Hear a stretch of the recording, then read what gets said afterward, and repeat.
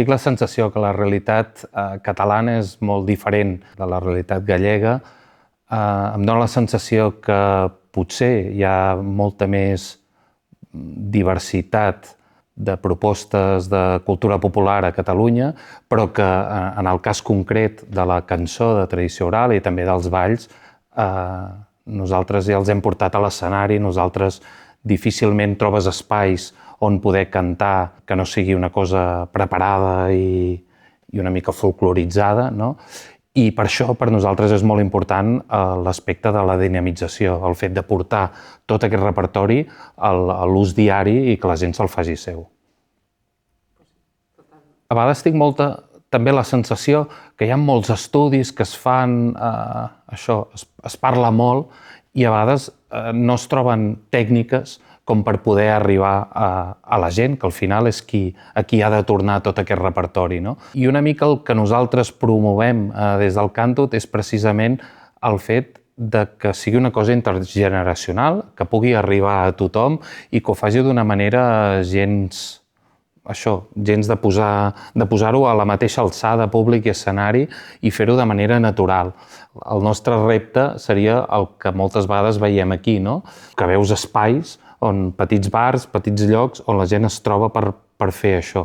I això li donem, jo crec que això té molt valor, que a vegades ens preguntem, no? A vegades en converses amb gent de Galícia és que potser no li donen prou valor. Suposo que és una cosa quotidiana i el fet que sigui una cosa quotidiana doncs no se li dona tant valor com nosaltres, que acabem fent alguns esdeveniments durant l'any i que es crea una emoció, es creen uns vincles, perquè també estàs recordant el teu passat, no? I això és molt bonic. Però al final, si jo hagués de decidir què prefereixo, doncs preferiria el dia a dia, no? El que això es trobi a qualsevol espai sense haver de crear tota una publicitat i un cartell al voltant d'això. Clar, som conscients que en aquest món globalitzat que ens trobem i que tenim inputs per tots costats, que anem totalment a contracorrent i una mica analitzant com podíem, a qui havíem d'arribar, doncs el primer que se'ns va venir és això, a les escoles, als nens, als docents que puguin explicar tot aquest repertori que malauradament moltes vegades ja no ensenyen. I a partir d'aquí doncs, vam crear aquest artefacte, aquest artilugi que és Cassem i cantem cançons. És un projecte que fem a totes les escoles de Cassà de la Selva o a tota la comunitat educativa amb la voluntat que ens mostrin les seves cançons. Cada any escollim una temàtica, les cançons de tradició oral.